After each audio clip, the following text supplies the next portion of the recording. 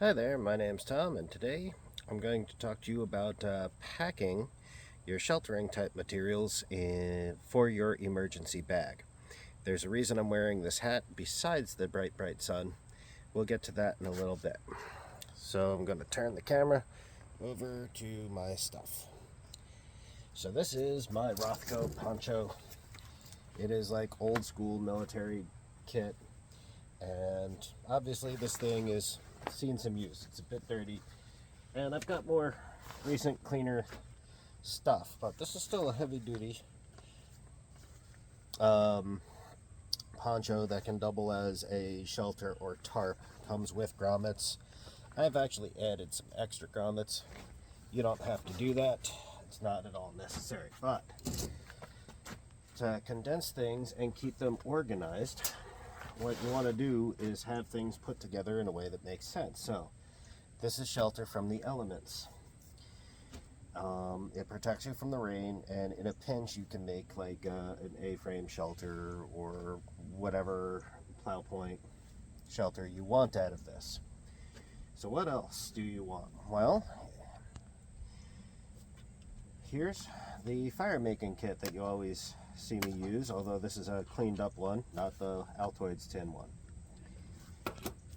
I have a little pouch I made for it so I can put it on my belt later, but since I won't need it right away, it can go inside this thing.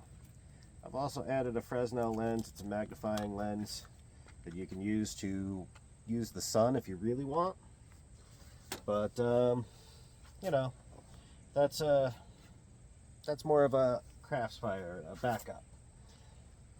The fire tin has tinder options available for me, and I wrap it in electric tape to help prevent water from getting in.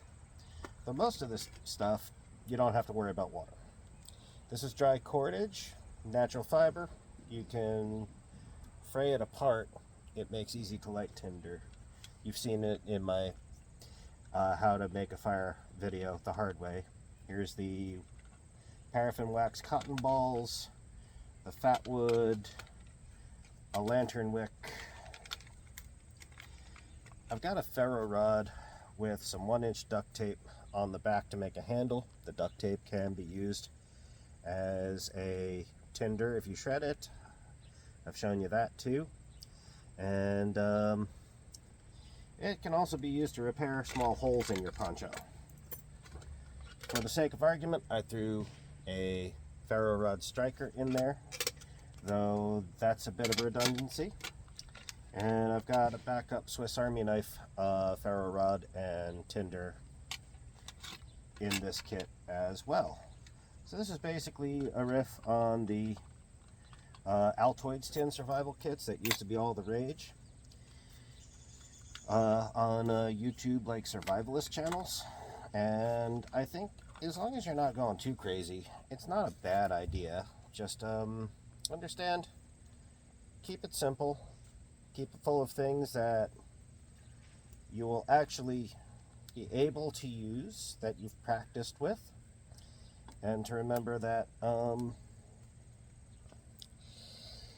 it's not meant to keep you going indefinitely in the wilderness. This is just useful things to keep you going over the next couple of days after a disaster, post-flooding, post-hurricane, post-earthquake, waiting for the National Guard or whatever.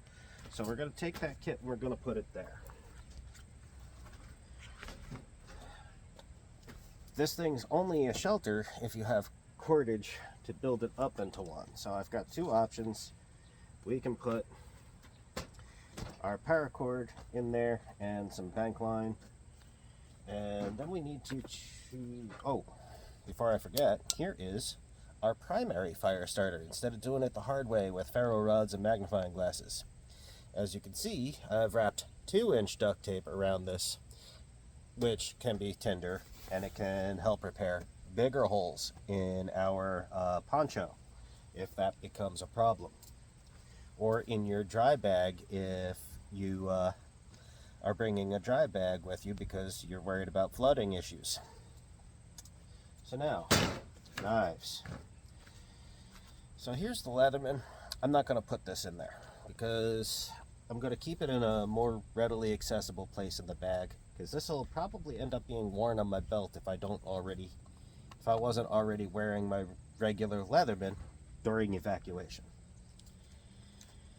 My Swiss Army knife, that is like the backup multi-tool, so that can go in here. It's also got another backup fire starter, and it's also not as robust as the Leatherman. The plastic scales on these tend to pop off, so it's not my go-to multi-tool.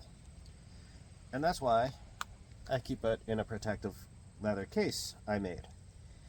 But this is a nice thing to have, if for no other reason beyond the rest of the multi-tool stuff. This is something your Leatherman doesn't have, and that's good for removing splinters, because the last thing you need is a splinter that's going to drive you nuts and get infected. So that'll go in there.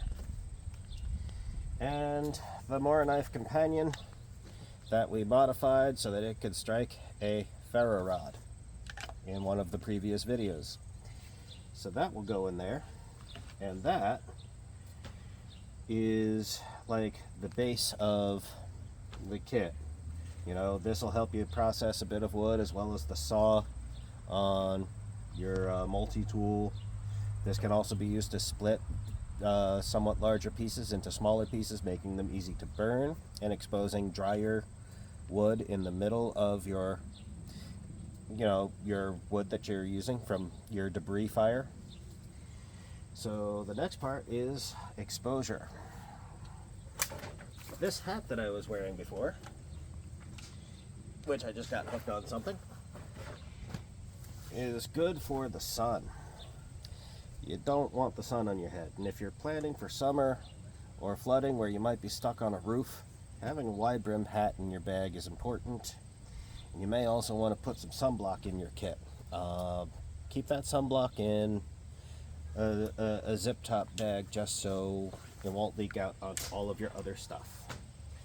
But if we're talking about cold weather, you instead maybe want to put in some heavy duty socks and some winterized work gloves, and that will be inside here. And you're going to want to have one of these hats.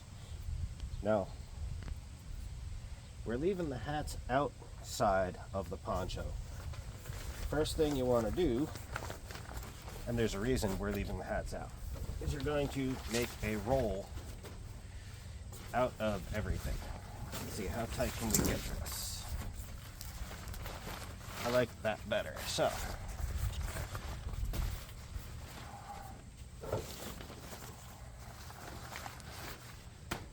okay, fold over the top to lock in that stuff. Okay. My knife, the Mora knife, is blocking me a little bit, so I'm going to reorient everything this way.